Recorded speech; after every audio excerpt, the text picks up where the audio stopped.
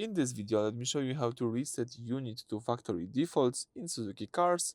So what it does, it wipes everything, it restores the screen and system to the exact state it was when it left the factory.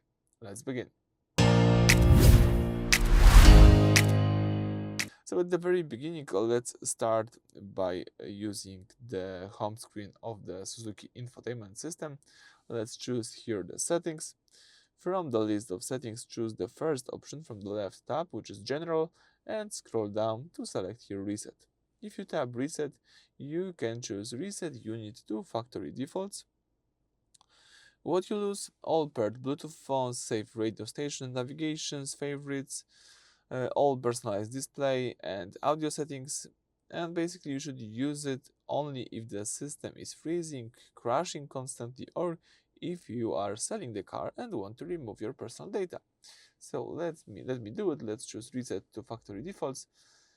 So as you can see, you've got here the confirmation. This will reset your units to factory defaults, all user settings will be reset, and all data will be deleted. So this is like the full factory reset of the Suzuki car, and if you would like to do it, let's tap yes.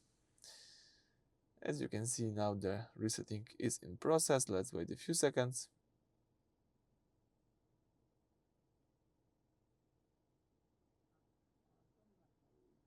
Alright, so as you can see, you've got the brand new system. You can set up everything as you would like to.